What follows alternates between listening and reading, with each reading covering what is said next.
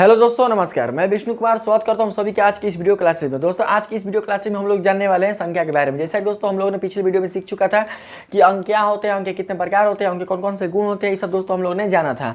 तो दोस्तों मैं आप लोगों को बताया था कि मैं अंक के बारे में बताकर, अंक की विशेषताओं के बारे में आप लोगों को बताकर मैं अगला वीडियो संख्या के लेकर आने वाला हूँ।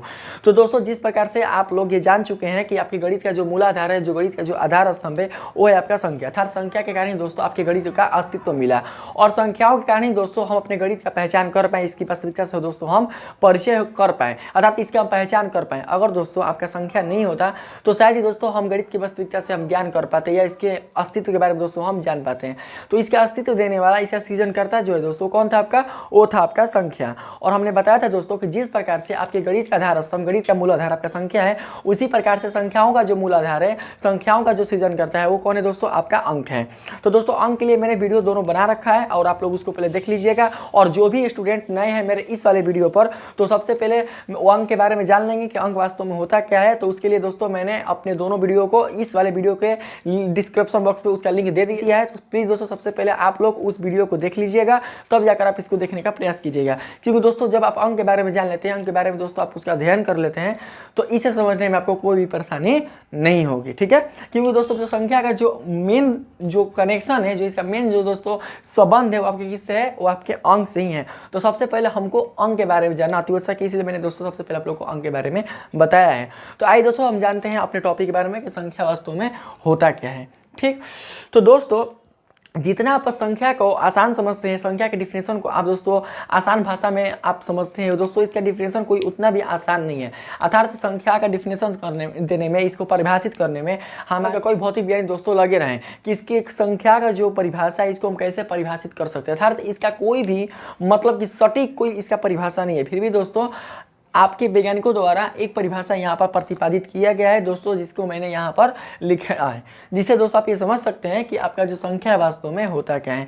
तो आइए दोस्तों हम समझते हैं संख्या के परिभाषा के माध्यम से कि संख्या जो है वास्तव में क्या होता है, ठीक है।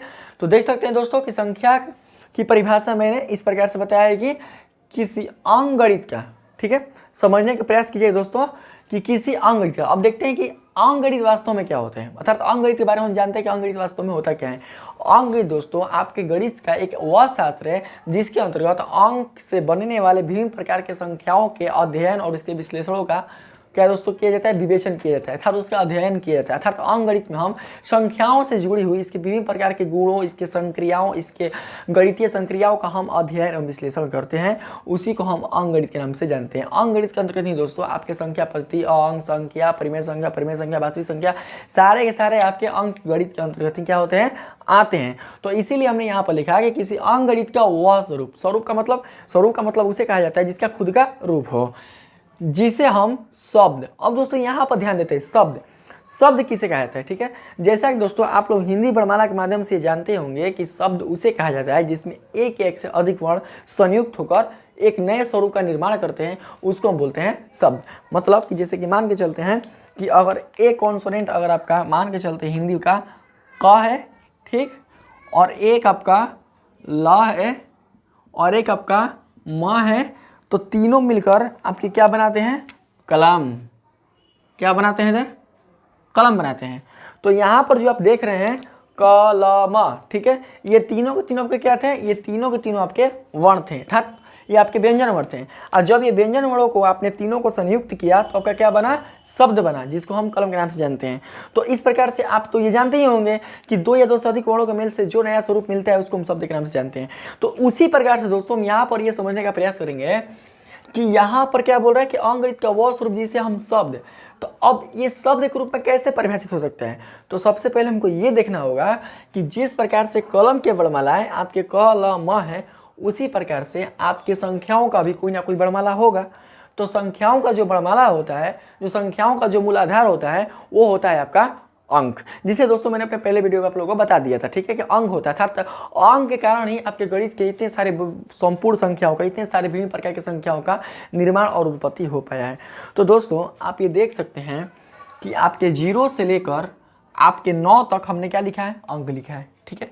और 9 से आगे जाने वाली कुल जितनी भी आपकी संख्याएं आप देख पाते हैं, कुल जितनी भी आपकी संख्याएं अंकगणित में प्रतिपादित किए गए हैं, उन सबका सृजन, उन सबकी उत्पत्ति जो हुई है वो इन्हीं अंकों के मिलने से हुई है।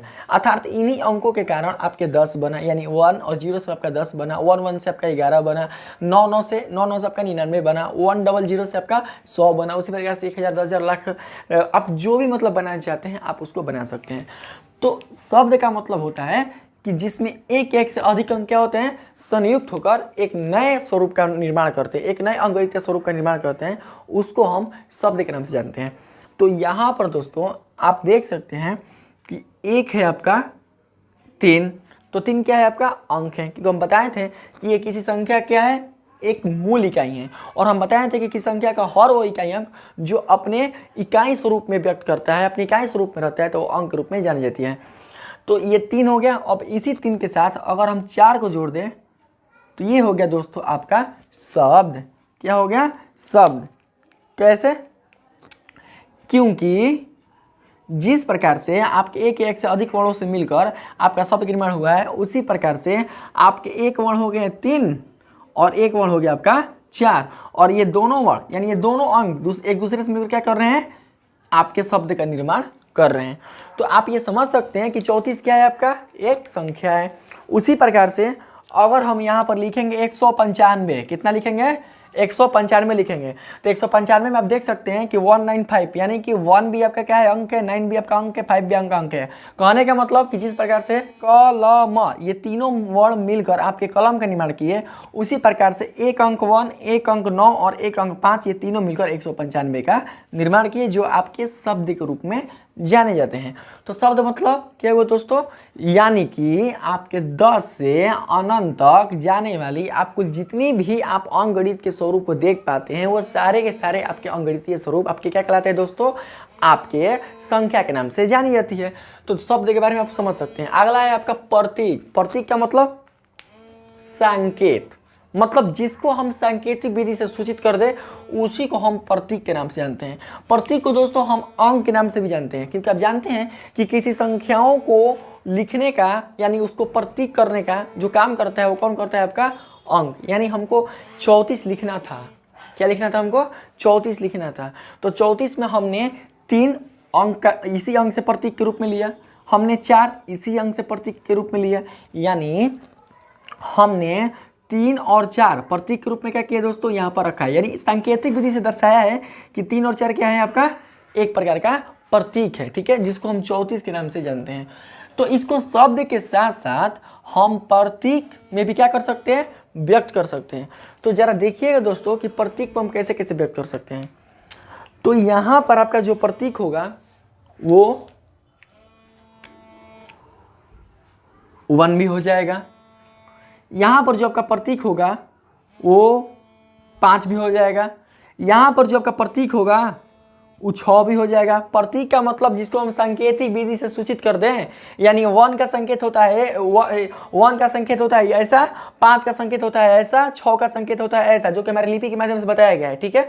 तो यहाँ पर प्रतीक लिख रहे हैं, यानी 1, 5, 6, ठीक है। उसी प्रकार से हम लिख रहे हैं यहाँ पर 8, ये भी क्या दोस्तों एक प्रतीक है, ठीक है। फिर हमने लिखा 9, ये भी क्या है, प्रतीक है, यानी संकेत कर रहा है कि 9 को हम इस तरह से लिखते हैं। फिर आगे उसी प्रकार से आप लिखिएगा 15, फिर आप लिखेंगे हम 195, फिर हम लिखेंगे 200, फिर लिखेंगे 205, या फिर उसी प्रकार से हम 1000, 10,000 कुछ भी हम लिखेंगे। तो आप देख सकते हैं कि 205 को लिखने के लिए 3 प्रतीक आए, कौन कौन, 205, और 205 यानी जो प्रतीक सहायता कर रहा है उसको हम अंक के नाम से जानते हैं। तो 205 ये तीनों के तीनों क्या है दोस्तों, आपके प्रतीक हुए। प्रतीक मतलब ये संकेतिक कर रहा है कि 205 को हम 205 के माध्यम से क्या कर सकते हैं, लिख सकते हैं। तो अब दोस्तों यहाँ पर आपके माइंड में एक प्रश्न ये उठेगा कि सर आपके कहने का मतलब ये है कि संख्या हम उसे कहेंगे जो एक या एक से अधिक अंक मिलकर क्या करते हैं, एक नए स्वरूप का निर्माण करते हैं, उसी को हम संख्या के नाम से जानते हैं, ठीक है। लेकिन आपके परिभाषा में जब ये प्रतीक शब्द आया तो प्रतीक आपके 10 को तो सूचित कर रहा है, 15 को तो सूचित कर रहा है, 195 को तो सूचित कर रहा है, लेकिन ये जो प्रतीक है आपका वो 1, 5 6 8, मतलब कि 0 से लेकर 9 तक को भी क्या कर रहा है, सूचित कर रहा है। 0 का मतलब क्या होता है बाबू, 0 का मतलब होता है जो नहीं है, जो नहीं है का मतलब 0, ठीक है। हम जब शून्य के बारे में वीडियो बढ़ाएंगे ना कि 0 का संकेत कहाँ से आया, तो इसके बारे में आप लोग को हम बता देंगे, ठीक है। तो जो नहीं है उसका मतलब क्या हुआ, 0। तो 0 को हम किस संकेत से लिख सकते हैं, इस संकेत से। 1 को हम किस संकेत से लिख सकते हैं, इस संकेत से। 2 को हम किस संकेत से लिख सकते हैं, इस संकेत से। यानी क्या कर रहा है, ये संकेत व्यक्त कर रहा है। और उसी प्रकार से ये 10 से अनंत तक जितनी भी संख्या है वो भी क्या कर रहा है, अपना संकेत व्यक्त कर रहा है। तो फिर यहाँ पर 1 5 6 8 9 जब ये संकेत व्यक्त कर रहा है और ये सब भी संकेत व्यक्त कर रहा है, तो इसका मतलब ये हुआ कि जो आपके अंक है वो भी संख्या कहलाएंगे। क्या कहलाएंगे दोस्तों, संख्या, क्योंकि संख्या का ही परिभाषा है कि किसी अंकगणित का वह स्वरूप जिसे हम शब्द, तो शब्द आप लोग जान चुके, शब्द में तो आप लोग खुश थे कि चलो 10 से लेकर अंत तक जितनी भी कुल संख्याएं आएंगी उसको हम बोलेंगे शब्द। लेकिन प्रतीक में आप लोग के माइंड में ये क्वेश्चन उठेगा कि प्रतीक तो भाई आपका अंक भी कर रहा है और प्रतीक आपके ये जो आप 10 11 जो भी आप बड़ी बड़ी संख्या आप देख पा रहे हैं वो भी कर रहे हैं। तो फिर हम क्या अंक को भी संख्या बोल सकते हैं, जो अंक है क्या हम उसे भी संख्या बोल सकते हैं। तो जी हाँ दोस्तों, आप अंक को भी संख्या बोल सकते हैं, इसमें कोई भी संकोच नहीं है। अगर आप लोग नहीं जानते हैं तो मैं आप लोगों को बताने का प्रयास करता हूं कि अंक भी दोस्तों आपके संख्या के रूप में ही जानी जाती है। संख्या का ऐसा डिफिनेशन नहीं होता है कि एक से अधिक अंक मिलकर आपके जिस स्वरूप का निर्माण करती है उसको हम संख्या बोलते हैं, ऐसा बिल्कुल भी नहीं है दोस्तों। आप अपने गणित में आप 0 से अनंत तक, मतलब वो 0 1 2 3 से लेकर आप जो कुछ भी आप देख पाते हैं, ये जो कुछ भी आप अंकगणित के स्वरूप को प्रकट कर पाते हैं वो सारे के सारे आपके संख्या के रूप में ही जाने जाते हैं। अगर दोस्तों 0 से 9 तक आपके संख्या के रूप में नहीं जाने जाते हैं तो एक बात हम आपसे पूछते हैं, तो फिर 1 से स्टार्ट होने वाली कुल जितनी भी संख्याएं हैं हम 1 को प्राकृतिक संख्या बोलते हैं, बताइए। अच्छा, प्राकृतिक संख्या क्या बोलता है कि जो संख्या 1 से स्टार्ट होती है, 1 से शुरू होती है, उसी को हम प्राकृतिक संख्या बोलते हैं। तो इसका मतलब ये हुआ कि जब हम दोस्तों यहाँ पर लिखेंगे कि 1 क्या है, आपकी प्राकृतिक संख्या है, तो अगला बोल देगा आराम से यहाँ प्राकृतिक संख्या है। तो भाई एक प्राकृतिक संख्या कैसे हुआ, एक प्राकृतिक अंक न हुआ। अब देखिए दोस्तों, जब ये आपका संख्या है ही नहीं तो इसको संख्या बोलेंगे क्यों।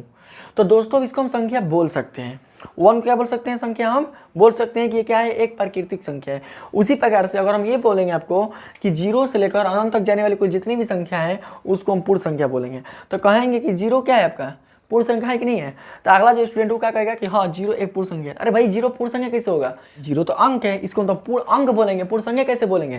तो नहीं दोस्तों, हम इसको पूर्ण संख्या बोल सकते हैं, 0 को भी पूर्ण संख्या बोल सकते हैं, 1 को भी, मतलब 0 से 9 तक जो भी आपके आप देख पाते हैं अंकगणित का स्वरूप को, इस सबको हम संख्या बोल सकते हैं। अब बाकी 10 से जितने भी आपके अंकगणितीय स्वरूप दिखाई देते हैं वो तो आपके संख्या कहलाते ही हैं।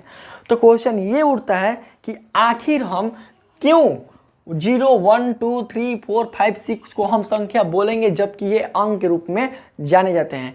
तो दोस्तों हम आप लोगों को बताने का प्रयास करते हैं कि जब तक किसी संख्या का इकाई मान, ध्यान से समझिए दोस्तों, ठीक है, जब तक किसी संख्या का इकाई मान किसी अंकगणित के गुण को प्रकट नहीं करता है तो वह इकाई का मान किसका, संख्या का, उस संख्या का इकाई का मान ही आपके अंक के रूप में जान जाती है। हमने अपने किसी भी परिभाषा में ये नहीं बताया है आप लोगों को कि 2 या 2 से अधिक अंकों के मिलने से संख्या का निर्माण होता है। हमने ये बताया आप लोगों को कि किसी संख्या का इकाई मान जिसके ऊपर गणित की संख्याओं का संपूर्ण आधार स्तंभ टिका हुआ है उसी को हम क्या बोलते हैं, अंक बोलते हैं। लेकिन अधिकांश स्टूडेंट क्या करते हैं कि संख्या का परिभाषा देने में गलती करते हैं, वो बोलते हैं कि 2 या 2 से अधिक अंकों से मिलकर बनने वाले नए स्वरूप को हम संख्या बोलते हैं। तो नहीं, हमने क्या बताया दोस्तों कि जो भी आपकी गणितीय संख्याओं का इकाई मान आपके अंकगणित के किसी गुण को प्रकट करते हैं तो ये जो इकाई मान जो आपके अंक रूप में जाने जाते हैं वही दोस्तों आपके संख्या के रूप में भी जाने जाएंगे। तो अब दोस्तों आप बोलिएगा कैसे, तो वो देखिए ऐसे, यानी कि अगर हम केवल यहाँ पर बाबू लिख दें आपके सामने, केवल हम यहाँ पर लिख दें, मान के चलते हैं 4, ठीक, और आपसे पूछेंगे कि ये क्या है तो आप बोलिएगा 4, ठीक। फिर आपसे पूछेंगे ये संख्या है कि अंक है तो आप बोलिएगा अंक है, ठीक है। तो सही बात है कि हमने क्या पूछा आपसे, ये संख्या है कि अंक है, तो ये अंक है। अंक क्यों है? क्योंकि संख्या का इकाई रूप है और हर वो संख्या जो अपने इकाई रूप में रहती है वो अंक रूप में जानी जाती है। लेकिन दोस्तों अगर हम आपसे ये पूछें कि क्या यह एक प्राकृतिक संख्या है, जो 4 है आपका वो प्राकृतिक संख्या है, तो आप आराम से बता सकते हैं और ये प्राकृतिक संख्या तो 1 से लेकर अनंत तक जाती है और 1 से लेकर अनंत तक में ये 4 शामिल है, तो इसका मतलब ये हुआ कि 4 प्राकृतिक संख्या होगा। तो आप आराम से बोल सकते हैं कि हाँ 4 प्राकृतिक संख्या है। तो अगर ये दोस्तों आपका संख्या नहीं रहता तो इसको हम प्राकृतिक अंक बोलते हैं, लेकिन इसको हम क्या बोलते हैं? प्राकृतिक संख्या बोलते हैं। प्राकृतिक संख्या इसलिए बोलते हैं दोस्तों क्योंकि ये प्राकृतिक संख्या के गुण को प्रकट करता है। जब ये प्राकृतिक संख्या के गुण को प्रकट करता है इसीलिए हम इसको संख्या के नाम से जान सकते हैं। उसी प्रकार से आप नेक्स्ट एग्जाम्पल देखिए, अगर हम यहाँ पर लिख देंगे 0, हम बोलेंगे 0 का एक पूर्ण संख्या है, तब बोलेगा हाँ 0 एक पूर्ण संख्या है। अब फिर हम इसको बोलेंगे कि 0 पूर्ण संख्या क्यों है? क्योंकि दोस्तों आपका जो 0 है वो अंकगणित के पूर्ण संख्या के स्वरूप को, इसके गुण को प्रकट कर रहा है। क्योंकि पूर्ण संख्या का परिभाषा ये बोलती है कि प्राकृतिक संख्या के परिवार में यदि शून्य सम्मिलित हो जाए तो आपकी पूर्ण संख्या कहलाती है। यानी शून्य से लेकर अनंत तक जाने वाली आपकी क्या संख्याएं जो होती है वो आपके पूर्ण संख्या के रूप में जानी जाती है। तो जब तक ये अपने गणित के इकाई रूप में था तब तक तो वो अंक था, लेकिन जैसे ही हमने अंकगणित के किसी इसमें गुण जोड़ दिया, गुण क्या जोड़ा हमने कि ये क्या है? पूर्ण संख्या के नहीं है, तो हमने गुण जोड़ा पूर्ण संख्या का। और आप लोग जो सभी जानते हैं कि पूर्ण संख्या शून्य से स्टार्ट होती है और शून्य है, तो इसका मतलब ये हुआ कि शून्य क्या है? एक पूर्ण संख्या है। इसको कभी भी दोस्तों हम पूर्ण अंक नहीं बोल सकते हैं। उसी प्रकार से अगर हम 4 ले लेंगे और 4 बोलेंगे कि क्या ये एक भाज्य संख्या है, तो आप देखते हैं कि आपके जो भाज्य संख्या का जो स्टार्टिंग पॉइंट है वो आपका 4 है, अर्थात सबसे जो छोटी भाज्य संख्या है आपका वो क्या है? आपका 4 ही होता है। तो आप बोल सकते हैं कि 4 क्या है? एक भाज्य संख्या है। अब 4 से जाने वाली जितने भी आपके अंक मिलेंगे, जैसे कि मान के चलते हैं दोस्तों आपके 8 मिले, ठीक है, उसी प्रकार के आपके 9 मिले, उसी प्रकार से आपके 10 मिले, तो आप इन सबको आप क्या बोल सकते हैं? संख्या बोल सकते हैं। संख्या इसलिए बोल सकते हैं क्योंकि अपने भाज्य संख्या के स्वरूप को प्रकट कर रहा है, यानी भाज्य गुण को प्रकट कर रहा है। और जब किसी संख्या का इकाई अंक अगर भाज्य संख्या के कोई गुण को या प्राकृतिक संख्या के गुण को या पूर्ण संख्या के गुण को या परिमेय संख्या के गुण को या परिमेय संख्या के गुण को या पूर्णांक संख्या के गुण को किसी को भी व्यक्त कर दे, तो वो अपने इकाई स्वरूप यानी अंक स्वरूप के प्रॉपर्टी को छोड़कर वो उसमें आपको उस प्रॉपर्टी से छोड़कर वो अपने संख्या के रूप में परिवर्तित हो जाती है। तो दोस्तों आप जितना आसान समझते हैं संख्या की परिभाषा उतना आसान ये नहीं है। तो इसीलिए मैंने यहाँ पर बताने का प्रयास किया है कि 0 से 9 तक अंक कहलाएगा कब? जब अपने संख्या के इकाई रूप में रहेगा तब। लेकिन 0 से आपके अनंत तक सारे के सारे संख्याएं कहला सकती हैं। ये नहीं कि 10 से लेकर अनंत तक को हम संख्या बोलेंगे, नहीं बोल सकते हैं। हम 0 से हम अनंत तक को संख्या बोल सकते हैं, सिवाय जब कोई संख्या बिना किसी अंकगणित के गुण के अपने इकाई स्वरूप में रहती है तो वो अंक के रूप में आपके जानी जाती है। ठीक है, तो अगर आपको नहीं समझ में आ रहा है तो इसके लिए मैं आप लोगों को एक एग्जाम्पल से समझाता हूँ। ठीक है दोस्तों, मान के चलते हैं कि आपका बैटरी में जो चार्ज है वो 100% है। तो जब दोस्तों आपके बैटरी में जो चार्ज होता है 100%, तो उसमें जो आपका बैटरी है वो क्या होता है? आपकी जो बैटरी होती है वो क्या होती है? भरी रहती है। टोटल क्या होती है? भरी रहती है। ठीक है, और 100 क्या है दोस्तों? आपका 100 आपका संख्या है। ठीक है, और जैसे ही आप बैटरी को यूज करते हैं, यानी इसके पास कोई अभी जो बैटरी है ना, इसमें कोई आप गुण नहीं डाले हैं, कोई इसमें मतलब प्रॉपर्टी नहीं दी है। चार्जर आपका गुण है। जो मोबाइल में जो आप चार्जर खोजते हैं वो क्या है? उसका गुण है। किसका? इस बैटरी का। लेकिन आपने कोई इसमें गुण लगाया नहीं है, क्योंकि 10 से अनंत तक जितने भी आप अंकगणितीय स्वरूप देखते हैं उसको हम बिना किसी अंकगणित के गुण को हम संख्या बोल सकते हैं। लेकिन हम 0 से 9 तक आप जितने भी आप अंकगणितीय स्वरूप देख पाते हैं, अगर ये केवल अपने गणित के स्वरूप को मतलब अंकगणित के स्वरूप के गुण को प्रकट करेंगे तो अभी संख्या बोल सकते हैं, अन्यथा अंक बोल सकते हैं। तो आप जब तक इसको यूज कर रहे हैं, ठीक है, तो यूज करते समय क्या होगा दोस्तों कि आपकी जो बैटरी होगी वो 100 से 99 होगी, 99 से 98 होगी, 97 होगी, 96 होगी, 95 होगी। उसी प्रकार से 88, 73, 65, 63 आपके 45, 43 तक आ जाएगी। यानी आपका बैटरी धीरे धीरे क्या होगा दोस्तों? इंड होना शुरू हो जाएगा, यानी ख़त्म होना शुरू हो जाएगा। और एक समय ऐसा आएगा कि आपका बैटरी जो है वो 10% तक पहुँच जाएगा। कहाँ तक? 10%, थोड़ा ध्यान देना दोस्तों, ठीक है। कहाँ तक पहुँच जाएगा? 10% तक। अब दोस्तों जैसे ही आपकी बैटरी 10% तक आती है तो ये 10 क्या है आपका? 10 आपका एक संख्या है। संख्या 10 इसलिए है क्योंकि ये एक 1 और एक 0 के मिलने से बनी हुई है। ये अपने किसी अंकगणित के स्वरूप को प्रकट करे या ना करें, फिर भी ये संख्या के रूप में जानी जाएगी। लेकिन जैसे ही आपका जो 10 से आपका जो बैटरी है वो कम होकर आपका 9 पर आ जाती है तो आपका दोस्तों बैटरी का जो कलर है, मोबाइल के जो बैटरी का जो कलर है वो कैसा होता है? मोबाइल के बैटरी का जो कलर है दोस्तों वो हो जाता है रेड। कैसा? रेड हो जाता है। और मोबाइल मतलब आपको इंडिकेट करने लगता है कि आपका चार्ज क्या होने आने वाला है? डाउन, यानी कि वो ख़त्म होने वाला है। तो दोस्तों जैसे ही आपका ये बैटरी रेड होती है तो रेड कितना पर हो रही है? रेड आपके 9 पर हो रही है। तो इसका मतलब कि रेड तब तक रहेगी जब तक 9 से नीचे कुल आपके संख्या है। तो 9 से नीचे कहाँ तक है? 9 से लेकर 0 तक, यानी 0 पर जैसे ही आपका पहुँचेगा चार्ज तब मोबाइल बंद, ठीक है। तो लाल कहाँ तक रहेगा? 9 से लेकर 0 तक। तो 9 से 0 तक तभी लाल रह सकता है जब तक आप इसमें चार्जर नहीं लगाइएगा। क्या कीजिएगा? चार्जर नहीं लगाइएगा। लेकिन दोस्तों जैसे ही आप इसमें चार्जर खोज देते हैं, किसमें? मोबाइल में, तो जैसे ही आप इसमें मोबाइल में चार्जर खोजते हैं तो आपका जो लाल दिखने वाला जो बैटरी है वो तुरंत लाल से कैसा होता है? वाइट। कैसा होता है? वाइट। और संख्या कैसा था शुरू में? 100, 99, 98, मतलब 10% तक आपका बैटरी कैसा था? संख्या के रूप में वाइट। अब फिर आपने बैटरी जब बैटरी में जब आप चार्जर खोसे तो ये लाल से कैसा हो गया? वाइट। तो यही चीज़ हम आपको समझाने का प्रयास करें दोस्तों कि जब तक आपके 9% के बाद कुल जितने भी आपके परसेंटेज बच गए उसके पास जब तक हम चार्जर नहीं खोजते हैं तब तक ये बोल रहा था कि हम अंक हैं, अंक, ठीक है। क्या है? अंक, क्योंकि हमारे पास अभी कोई गुण नहीं है। लेकिन जैसे ही हमने इसमें बैटरी में हमने चार्जर को खोसा तो ये जो लाल जो है वो लाल क्या हो गया? वाइट हो गया। और वाइट बोलने लगा कि हम अंक से संख्या बन गए। क्या बन गए? संख्या, यानी कि हमको कोई नया गुण मिल गया। और गुण मिलने से क्या होगा कि अपने अंक के स्वरूप को छोड़कर संख्या के स्वरूप में आ गया। आई बात समझ में? यही चीज दोस्तों मैं आप लोगों को समझाने का प्रयास कर रहा हूं कि जब तक किसी संख्या का इकाई अंक अपने किसी भी अंकगणित के मान को यानी इसके गुण को, स्वरूप को प्रकट नहीं करेगा तब तक ये रेड रूप में रहेगा। रेड रूप मतलब अपने इकाई रूप में रहेगा। और हम सभी को बताए हैं कि हर वो संख्या का इकाई रूप जो अपने इकाई रूप को प्रदर्शित करता है उसी को हम अंक के नाम से जानते हैं। लेकिन जैसे ही आप इन संख्याओं के इकाई रूपों में कोई अंकगणित का गुण डाल देते हैं, जैसे प्राकृतिक संख्या का गुण, सम संख्या का गुण, विषम संख्या का गुण, भाज्य संख्या का गुण, अभाज्य संख्या का गुण, तो ये जो अंक है वो अंक से हटकर आपके संख्या बन जाते हैं।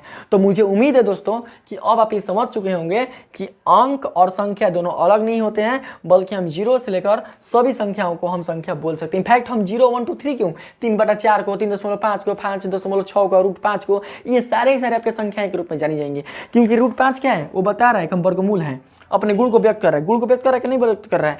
3/5 ये अपने गुण को व्यक्त कर रहा है। क्या बोल रहा है? भिन्न है, भिन्न, ठीक है। 0.5 बोल रहा है दशमलव है, दशमलव, इसको संख्या बोल सकते हैं। उसी प्रकार से यहाँ पर लिख देंगे हम 15% बोल सकते हैं कि हम परसेंटेज में है, परसेंटेज में ये अपने गुण को क्या कर रहा है? प्रस्तुत कर रहा है। उसी पास से लिख देंगे 3:5 तो बोल रहा है कि हम अनुपात में है, तो इसको भी हम क्या बोल सकते हैं? 3:5, यानी कि ये क्या है? ये अपने संख्या के रूप में। क्यों? क्योंकि अपने गुणों को क्या कर रहा है? यह व्यक्त कर रहा है। तो इसीलिए यहाँ पर बताया गया है कि जिसे हम शब्द, प्रतीक, प्रतीक मतलब वही अंक, ठीक है, एवं आकृति के रूप में व्यक्त कर सकते हैं। आकृति मतलब जिस तरह से लिखना होगा, मतलब कि अगर हमको 165 लिखना होगा तो उसकी आकृति कैसा देंगे? 165। अगर हमको 295 लिखना होगा तो कैसा आकृति देंगे? 295। तो ये क्या हो गया? आपका आकृति हो गया। आकृति के रूप में व्यक्त कर सकते हैं और इसका प्रयोग हम गणना, मापन आदि के लिए भी कर सकते हैं। तो यह अंकगणितीय मान संख्या कहलाती है। तो आप देख सकते हैं कि आपके जितने भी भौतिक विज्ञान हो गया या गणित शास्त्र हो गया या खगोल विज्ञान हो गया, सब में मापन या गणना में आपके संख्याओं का बहुत ही योगदान है। बिना संख्या के दोस्तों हम किसी भी भौतिक राशि या किसी भी गणित का या किसी भी खगोल विज्ञान का हम कल्पना भी दोस्तों नहीं कर सकते, ना उसका मापन कर सकते हैं, ठीक है। तो इस प्रकार से दोस्तों आप ये समझ चुके होंगे कि हम अंक किसको बोलते हैं और हम संख्या किसको बोलते हैं, ठीक है। तो आप कभी भी किसी भी प्रकार के सस्पेंशन नहीं रहेगी ना। जो अकेला रहता है इकाई रूप में रहता है तो उसको हम अंक बोलते हैं, ठीक है, अंक बोलते हैं। और ये नहीं कि जो 2 या 2 से अधिक अंकों को मिलकर बनता है उसको हम संख्या बोलते हैं। तो क्या आपका संख्या ना कहलाएगा? ये संख्या कहलाएगा कब? जब अंक गणित के किसी गुण को स्वरूप को प्रकट करेगा तब, ठीक है। तो अब दोस्तों आइए जानते हैं हम संख्या की परिभाषा।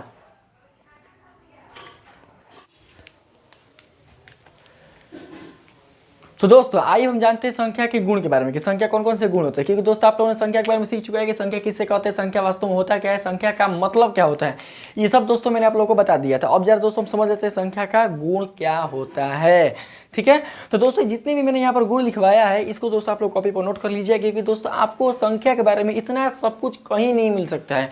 इसलिए प्लीज़ दोस्तों अगर आप संख्या के बारे में अच्छी तरीके से जानने वाले हैं तो जो भी दोस्तों मैं आप लोगों को लिखवाता हूँ इस बोर्ड पर उसको आप लोग नोट्स पर जरूर उतर लिया कीजिए, ठीक है। तो आइए समझते हैं संख्या का गुण। तो पहला गुण क्या है दोस्तों, इसका समझिएगा। संख्या किसी अंकगणित का वह मान है जिसे हम शब्द, प्रतीक, अंक एवं आकृति के रूप में व्यक्त कर सकते हैं, जिसका प्रयोग गणना, मापन आदि के लिए भी कर सकते हैं। तो दोस्तों इसी चीज़ को दोस्तों मैंने आप लोगों को समझाने का प्रयास किया था। मतलब संख्या का जो डिफिनेशन था उसका डिफिनेशन दोस्तों इसी प्रकार से था, और मैंने आप लोगों को समझाया था दोस्तों कि हम संख्या को शब्द के रूप में बदल सकते हैं, प्रतीक के रूप में बदल सकते हैं, और अंक तो दोस्तों आपका है ही, ठीक है, संख्या का वो है ही। और साथ ही साथ जो आपका संख्या है तो उसका गणना और मापन हम कर सकते हैं, क्योंकि संख्याएं बनी ही हैं आपके मापन और गणना के लिए। तो संख्या क्या होती है दोस्तों, आपके अंकगणित का शब्द, प्रतीक, अंक और आकृति के रूप में व्यक्त कर हम उसका गणना और मापन कर सकते हैं। ये हुआ इसका पहला गुण। दूसरा गुण समझने का प्रयास करेंगे। दूसरा गुण क्या बोल रहे हैं, संख्या अपने इकाई मान से प्रारंभ होकर, इकाई मतलब एक, यानी जिसका मान एक हो, ठीक है। एक मतलब जो अपने इकाई स्वरूप को व्यक्त करता हो, केवल क्या दोस्तों, इकाई स्वरूप को। जैसे कि 0 से लेकर 0, 1, 2, 3, 4 बोलेंगे 0 की इकाई क्या है तो बोलिएगा 0, 1 की इकाई क्या है 1, 2 का इकाई क्या है 2, 3 का इकाई क्या है 3, 4 का इकाई क्या है 4, यानी कि वो अपनी इकाई का 3 गुना है, ये अपनी इकाई का 4 गुना है, ये अपनी इकाई का 2 गुना है, अपनी इकाई का 1 गुना है और अपनी इकाई का 0 गुना है। तो जो भी आप इकाई स्वरूप वाले देख पाते हैं तो उसको हम क्या बोलते हैं, इकाई बोलते हैं। और संख्याएं जो होती हैं आपकी वो इकाई मान से स्टार्ट होगा और आपके अनंत मान तक जा सकती है। अर्थात इसका कोई भी ये निश्चित नहीं है कि संख्याएं अपने स्वरूप को कहाँ तक अंत कर सकती है, लेकिन प्रारंभ कहाँ से करेंगी ये हमको पता रहता है, ठीक है।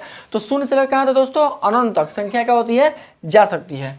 अगला नंबर में आपका जो गुण है तीसरा नंबर, जब किसी संख्या का इकाई अंक, क्या बताएं हम, जब किसी संख्या की इकाई है, तो जरा देखते हैं दोस्तों कि संख्या की इकाई अंक कौन कौन से हो सकते हैं। तो संख्या का इकाई अंक आपके 0 से लेकर 5, 6, 7, 8, 9 तक की क्या हो सकते हैं, बस। मतलब यहाँ से लेकर यहीं तक ये जितनी भी आप संख्याएं देख पाते हैं यही मात्र केवल अपने इकाई स्वरूप को व्यक्त कर सकते हैं। और इकाई के बोला है कि इकाई अंक अंकगणित के किसी गणितीय गुण को प्रकट नहीं करते हैं। बता दें दोस्तों कि किसी भी गणित संख्याओं का अगर इकाई अंक अपने अंकगणित के किसी गुण को प्रकट नहीं करते हैं तो ये इकाई अंक अपने संख्या के रूप में नहीं जाने जाते हैं। तो वही चीज़ दोस्तों मैंने यहाँ पर गुण के रूप में, संख्या गुण के रूप में लिखा है कि जब किसी संख्या का इकाई अंक अंकगणित के किसी गणितीय गुण को प्रकट नहीं करते हैं तो वे सभी इकाई संख्या अंक के रूप में जाने जाते हैं। मतलब इसको हम संख्या नहीं बोलेंगे, क्या बोलेंगे, अंक बोलेंगे। कब, जब अपने किसी अंकगणित के गुण को प्रकट नहीं करेगा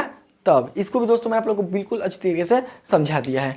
अगला है उसको समझेंगे चौथा नंबर, कि जब किसी संख्या का इकाई अंक अंकगणित के किसी गणितीय गुण को प्रकट करता है, क्या करता है दोस्तों, प्रकट करता है, तो वे सभी इकाई मान संख्या के रूप में जाने जाते हैं।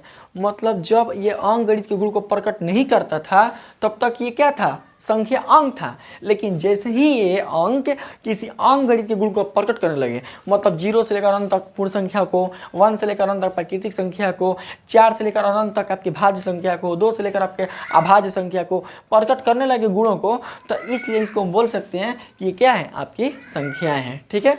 तो आप लोग दोस्तों समझ सकते हैं कि इसका कहने का मतलब क्या हुआ कि जब तक इसके अंदर कोई अंकगणित का गुण शामिल नहीं होगा तब तक ये आपके संख्या के रूप में नहीं जानी जाएगी। अगला समझते हैं, अगला क्या है, संख्याएं गणित की मूलाधार होती है। अब देखिए दोस्तों, बिना संख्या के आप गणित की उत्पत्ति नहीं कर सकते हैं। आप लोग को मैंने बार बार ये बताने का प्रयास किया है कि गणित का कोई मूलाधार है, गणित का कोई आधार स्तंभ है, तो वो क्या है, संख्या है। अर्थात संख्याओं से ही गणित का अस्तित्व मिला था, इसीलिए संख्याएं क्या है, गणित की मूलाधार होती है। इसको मैं दोस्तों आप लोग को बिल्कुल अच्छे से समझा दिया है। 6 नंबर में कितनी वस्तुएं, कितनी मतलब आधा कि मतलब 1/4 कि आधा गुना कि 3 गुना, मतलब कितना पूछ रहे हैं, कितना मतलब वो संख्या में व्यक्त करना चाह रहा है। अर्थात एक ऐसा वस्तु जिसको हम संख्या में परिभाषित कर सके, मान के रूप में परिभाषित कर सके, उसको बोल रहे हैं कि कितनी वस्तुएं हैं का जिससे बोध होता है उसे संख्या कहते हैं। मतलब हुआ दोस्तों कि इस प्रकृति के इस पूरे ब्रह्मांड का हर वो चीज़ जिसे आप गणितीय स्वरूप में प्रकट कर सकते हैं तो वो क्या कहलाता है, आपके संख्या के रूप में जानी जाती है। और ये गणितीय स्वरूप कब प्रकट होगा, जब संख्या होगा तब। संख्या होगा कब, जब गणित का स्वरूप रहेगा तब। ठीक, लास्ट है एक संख्या हुआ है जो इकाई, दहाई, सैकड़ा, हजार आदि मतलब आपका लाख भी जा सकता है, 10 लाख भी जा सकता है, करोड़ भी जा सकता है, 10 करोड़ भी जा सकता है, महासंख्या से आगे तक भी जा सकता है। ठीक है, हजार आदि इनमें से कोई भी एक स्वरूप वाली हो सकती है। ऐसे तो महासंख्या होता है लास्ट एक, कोई भी एक स्वरूप वाली हो सकती है। तो क्या हो सकता है दोस्तों कि एक संख्या आपके इकाई यानी 5 के रूप में भी हो सकती है, दहाई यानी कि आपके 98 के रूप में भी हो सकती है, सैकड़ा यानी कि 107 के रूप में भी हो सकती है, हजार यानी कि 1005 के रूप में भी हो सकती है। यानी ये सारे के सारे आपके संख्याएं कहलाएंगी। ठीक है, तो यही था दोस्तों आपके संख्याओं का गुण। तो उम्मीद है दोस्तों कि आप लोग संख्या के गुणों के बारे में बिल्कुल अच्छी तरीके से जान चुके होंगे। मैंने इसको स्पीड से इसलिए बताने का प्रयास किया है क्योंकि इससे संबंधित हर वो चीज़ मैंने दोस्तों आप लोगों को बता दिया है। बस मैंने आप लोगों को लिखवाने के लिए नहीं दिया था, तो इसको आप लोग दोस्तों लिख लीजिएगा और आप लोग इसको समझ लिए तो बहुत ही अच्छी बात है। और जिसको समझ में नहीं आया होगा तो आप हमें कमेंट कीजिएगा, फिर से दोस्तों हम लोग को इसको समझाने का प्रयास करेंगे। तो दोस्तों अगर ये वीडियो अच्छी लगी हो, अगर हमारे वीडियो से आप लोग को संख्या के बारे में कुछ नॉलेज मिला हो कि संख्या होता क्या है, संख्या कहते किसे है, संख्या का गुण क्या होता है, तो दोस्तों बहुत ही अच्छी बात है। दोस्तों आप बिल्कुल भी संख्या और अंक में कोई भी सस्पेंस मत रखिए कि अंक क्या होता है, संख्या क्या होता है। ये मत बोल दीजिएगा कि 2 से अधिक अंकों को मिलने से जिसका निर्माण होता है उसको हम संख्या बोलते हैं, नहीं। यानी कि आपके जो अंक है वो भी आपके संख्या के रूप में जाने जाते हैं। ठीक है, तो दोस्तों आज के लिए इतना ही। दोस्तों मेरे वीडियो पर अपना कीमती समय देने के लिए बहुत बहुत धन्यवाद दोस्तों। अगर वीडियो अच्छी लगी हो तो मेरे चैनल को सब्सक्राइब कीजिएगा, लाइक कीजिएगा एंड शेयर कीजिएगा। आज के लिए दोस्तों इतना ही, धन्यवाद।